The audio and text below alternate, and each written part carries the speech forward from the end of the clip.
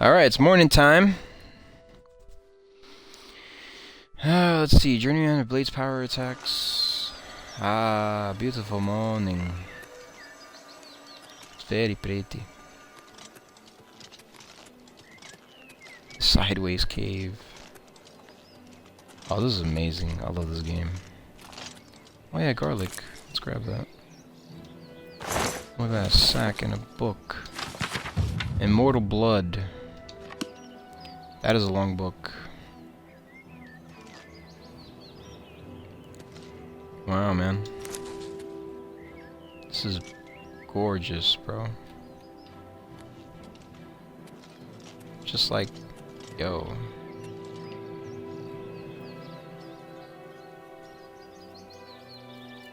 Damn, son.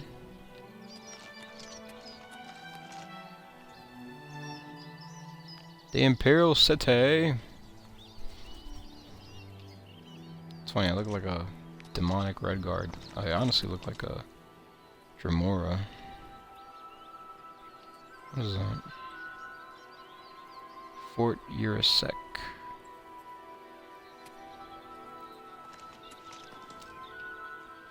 Got a beautiful countryside. Look at the mountains, man. This is nuts.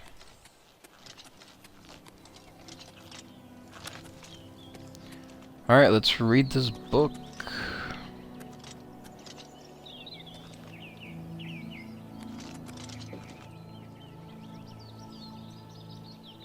It is called Immortal Blood. By Anonymous, the moons and stars were hidden from sight, making that particular quiet night especially dark. The town guard had to carry torches to make their rounds, but the man who came to call at my chapel carried no light with him. I came to learn that Movarth Pekin could see in the dark almost as well as the light. An excellent talent, considering his interests were exclusively nocturnal. One of my acolytes brought him to me, and from the look of him, I at first thought he was in need of healing.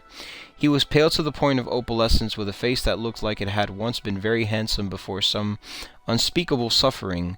The dark circles under his eyes bespoke exhaustion, but the eyes themselves were alert, intense, almost insane. He quickly dismissed my notion that he himself was ill, though he did want to discuss a specific disease. Vampirism, he said, and then paused at my quizzical look. I was told that you were someone I should seek out for help understanding it. Who told you that? I asked with a smile. Tessina Gray. I immediately remembered her, a brave, beautiful knight who had needed my assistance separating fact from fiction on the subject of the vampire. It had been 2 years, and I had never heard whether my advice had proved effective. You spoken to her? How is her ladyship? I asked. Dead, Movarth replied coldly, and then, responding to my shock, he added to perhaps soften the blow. She said your advice was invaluable, at least for the one vampire. When last I talked to her, she was tracking another. It killed her. Then the advice I gave her was not enough, I sighed. Why do you think it would be enough for you? I was a teacher once myself, years ago, he said, not in a university, a trainer in the Fighters Guild, but I know that if a student doesn't ask the right questions, the teacher cannot be responsible for his failure. I intend to ask you the right questions. And that he did. For hours he asked questions and I answered what I could, but he never volunteered any information about himself. He never smiled, he only studied me with those intense eyes of his, committing every word I said to memory. Finally, I turned the questioning around. You said you were a trainer at the Fighters Guild? Are you on an assignment for them? No, he said curtly, and finally I could detect some weariness in those feverish eyes of his. I would like to continue this tomorrow night if I could. I need to get some sleep and absorb this. You sleep during the day, I smiled. To my surprise, he returned the smile, though it was more of a grimace. When tracking your prey, you adapt to their habits. The next day he did return with more questions, these ones very specific. He wanted to know about the vampires of Eastern Skyrim. I told him about the most powerful tribe, the Volkihar, paranoid and cruel, whose very breath could freeze their victims' blood in the veins. I explained to him how they lived beneath the ice of remote and haunted lakes, never venturing into the world of men except to feed. Movarth Pekin listened carefully and asked more questions into the night, until at last he was ready to leave. I will not see you for a few days, he said, but I will return and tell you how helpful your information has been. True to his word, the man returned to my chapel shortly after midnight. 4 days later, there was a fresh scar on his cheek, but he was smiling that grim but satisfied smile of his. Your advice helped me very much, he said, but you should know that the Volkihar have an additional ability you didn't mention. They can reach through the ice of their lakes without breaking it. It was quite a nasty surprise, being grabbed from below without any warning. Oh shit. How remarkable, I said with a laugh, and terrifying. You are lucky you survived. I don't believe in luck, I believe in knowledge and training. Your information helped me, and my skill at melee combat sealed the Bloodsucker's fate. I've never believed in weaponry of any kind. Too many unknowns. Even the best swordsmith has created a flawed blade, but you know what your body is capable of. I know I can land 1,000 blows without losing my balance, provided I get the first strike. The first strike, I murmured, so you must never be surprised. That is why I came to you, said Movarth. You know more than anyone alive about these monsters, in all their cursed varieties across the land. Now you must tell me about the vampires of Northern Valenwood. Damn, bro. This guy's a freaking, what is he, Van Helsing? I did as he asked, and once again his questions taxed my knowledge. There were many tribes to cover. The Bonsamu, who were indistinguishable from Bosmer except when seen by candlelight. The Kirilith, who could disintegrate into mist. The Yekef, who swallowed men whole. The dread Telboth, who preyed on children, eventually taking their place in the family. Waiting patiently for years before murdering them all in their unnatural hunger. Damn, bro. Like, yo, the Bosmer have so many different kinds of vampires. That's nuts. Once again, he bade me farewell, promising to return in a few weeks, and once again he returned, as he said, just after midnight. This time, Movarth had no fresh scars, but he again had new information. You were wrong about the Kirillith being unable to vaporize when pushed underwater, he said, patting my shoulder fondly. Fortunately, they cannot travel far in their mist form, and I was able to track it down. It must have surprised it fearfully. Your field knowledge is becoming impressive, I said. I should have had an acolyte like you decades ago.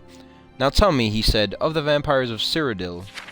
I told him what I could. There was but one tribe in Cyrodiil, a powerful clan who had ousted all other competitors, much like the Imperials themselves had done. Their true name was unknown, lost in history, but they were experts at concealment. If they kept themselves well-fed, they were indistinguishable from living persons. They were cultured, more civilized than the vampires of the provinces, preferring to feed on victims while they were asleep, unaware. They will be difficult to surprise, Movarth frowned, but I will seek one out and tell you what I learn, and then you will tell me of the vampires of High Rock, and Hammerfell, and Elseweir, and Black Marsh, and Morrowind, and the Somerset Isles, yes? I nodded, knowing that this was a man on an eternal quest. He wouldn't be satisfied with but the barest hint of how things were. He needed to know it all. He did not return for a month, and on the night he did, I could see his frustration and despair, though there were no lights burning in my chapel. I failed, he said, as I lit a candle. You were right, I could not find a single one. I brought the light up to my face and smiled. Ooh, he was surprised, even stunned by the pallor of my flesh, the dark hunger in my ageless eyes, and the teeth. Oh yes, I think the teeth definitely surprised the man who could not afford to be surprised. I haven't fed in 72 hours, I explained as I fell on him. He did not land the first blow or the last. That is nuts. Oof. That was pretty cool, though, I have to say. That's why I like reading these books. It's very interesting. Alright, I'm done here. How the hell do I get to Cyrodiil?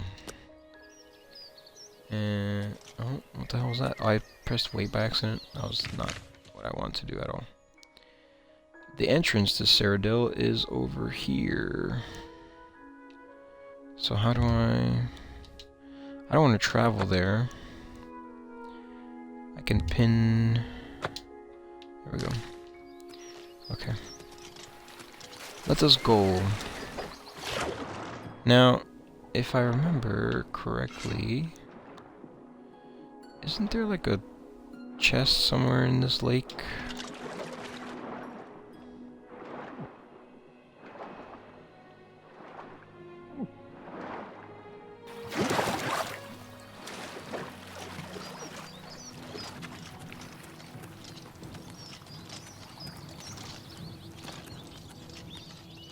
What was that? Mud crab!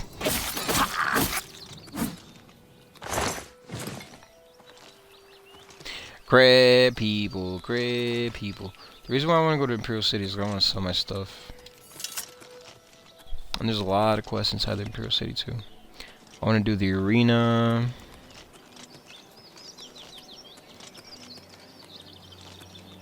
I think literally every faction lives in the Imperial City, so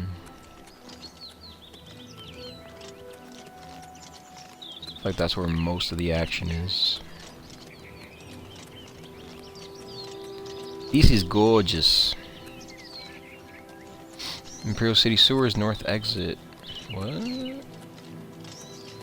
look, it's a deer, though.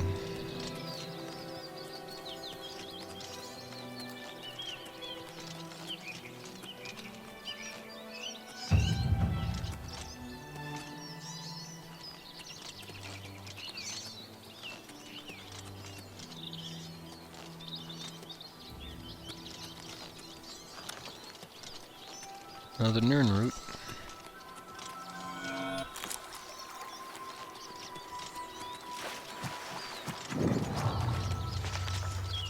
What's that? Is that the discovery sound? It's really interesting. Hard. Oh. Well, I will come back here after I sell some stuff, because I have no space. Very little space.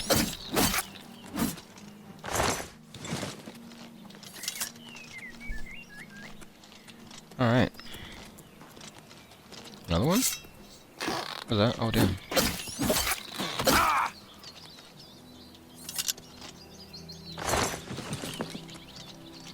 Crab people, walk like crab, talk like people.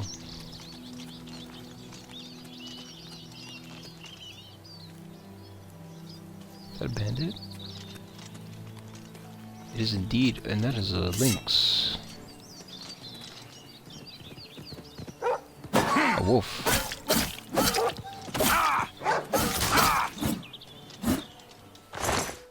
Crap.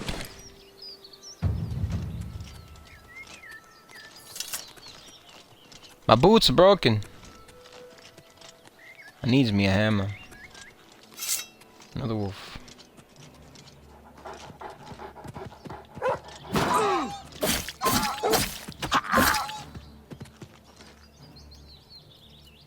Come on, bud.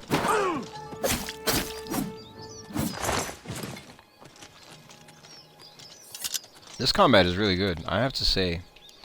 They really improved upon the original game's combat. It actually feels pretty good. Another thought I could sneak up on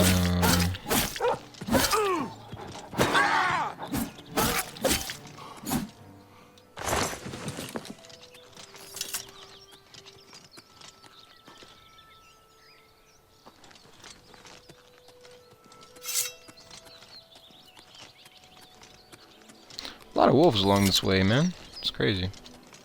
Chestnut stables.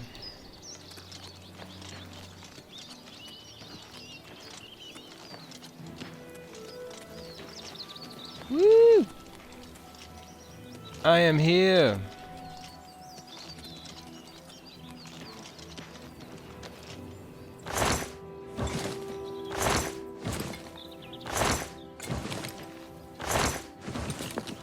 Grab some stiffs.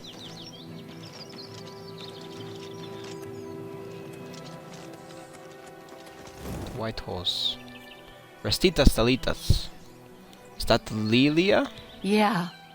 Restita Statlilia. I work at the Chestnut handy stables. Have you seen our horses wandering around? No? Okay. It's just that they're missing. Oh, missing horses. Excuse you? Rumors. I understand money is tight, but buying discount spells seems like a bad idea. Imperial City. We stable horses for folks in the Imperial City. We'd sell horses too, except we can't seem to keep track of them. Okay, why do you, like, close your eyes when you talk, you weirdo? Alright, let's see. Tutorial. In each attempt to persuade, you must admire, boast, joke, and coerce. Each of these actions raises or lowers the character's disposition. Do not take too long because the character's disposition is steadily falling. When you hover each possible action, the character's face shows their reaction to it. It can be love, like, dislike, or hate. Their disposition increases if you select a loved or like action, and decreases if you selected a disliked or hated action. Potential gain or loss for each action is based on how your speechcraft and how full the wedge is. Try to select fuller wedges when they are aligned with the actions the person likes. Try to select emptied wedges when they are aligned with the actions he doesn't like. Yes? Hello? Oh, start bribe, okay.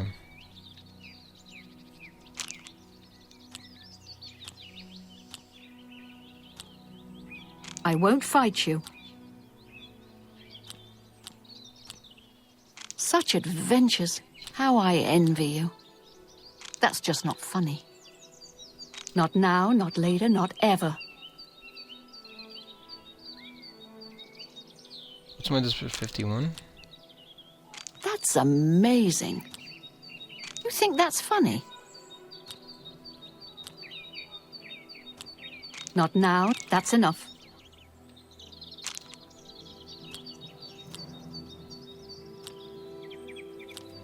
You think that's funny? You've got a... Gracious, what a hero.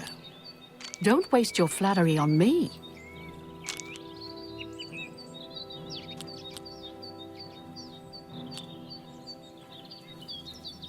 I salute you most. Don't waste your flattery on me. That's just... You've got a point. Gracious, what a hero. That's just not funny. I can't... Don't try to manipulate me. Yeah, I'm not doing that. Such adventures. How I envy you. You win. Don't try to manipulate. You think that's funny? I can't... Don't talk. I salute you. What a dumb joke. That's pretty good.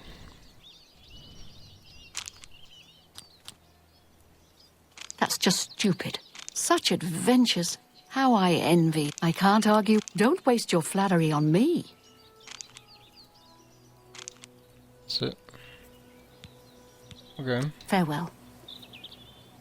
I mean, you know, you talk about missing horses, but then you don't say jack shit after that. What the hell? Like, what's wrong with you, lady?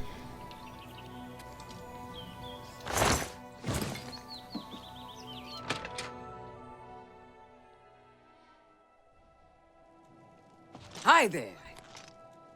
Okay. Whoa. Snak gra-Bura.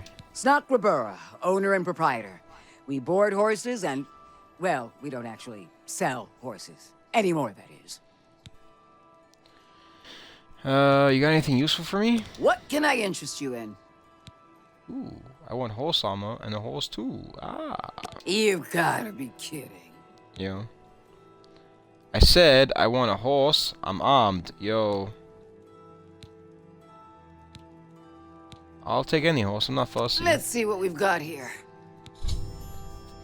Although I had no horse, Snak gra-Bura outfitted her old nag with steel armor and gave it to me free of charge. From now on, she will outfit any legally owned horse that I bring to her with steel or elven armor for 500 gold.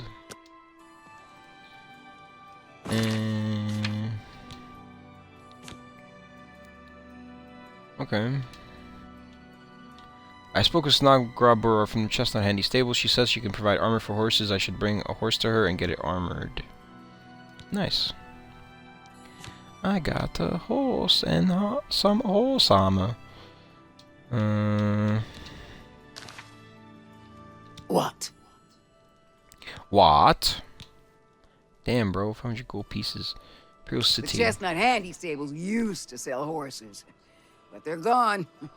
Our horses, all gone. Big mystery. No idea where they went. Oh my gosh, she eats them. Did you eat them? Add some onion and... Wait. I almost walked into that one. No, of course not. That would be wrong. You shouldn't eat horses. Bruh. Bothiel from the Arcane University is looking for someone to chase the bandits from Camp Ailes. Probably trying to enhance her weird machine. Go ahead.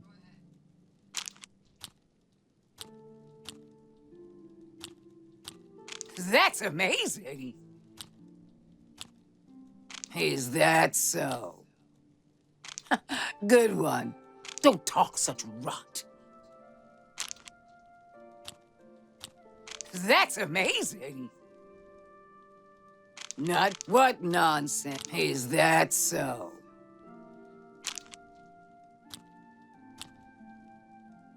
Yeah, that's amazing. You're not now, not later, not ever. Nice. Oh, please. That's pretty good. What not? Such adventures. How I envy you. Nice. Be seeing you. Oh yeah, speechcraft, bro. It increased, baby. There's a book. Oh, it's read. I want to just read it. Can I just read it? Maybe, who knows? Maybe not.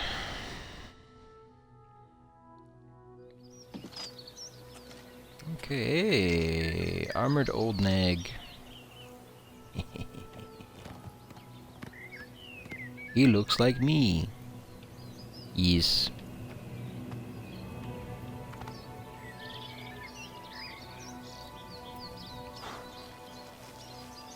Why is my... Hang on, I should remove the marker. Since I am here...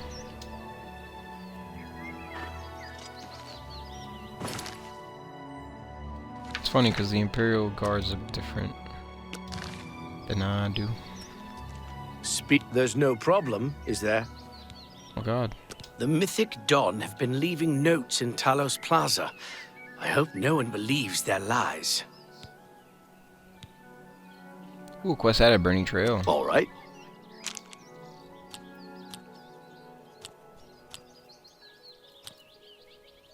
Oh, that's great. That's really too much. You're a big fat liar. Oh, damn. You're too kind. Oh, please. I like that a lot. I like you too. Is that... You're pathetic. Nice. Don't make me laugh. Is that so? How not? Oh, that's great. That's really too much. You can't... Blah, blah, blah. What a bore.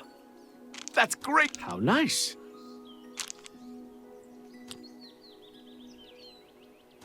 You're wasting your breath. How nice. Oh, that's great. You're pathetic.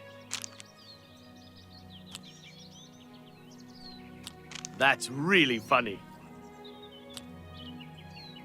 Europe, is that so? It's good of you to say so.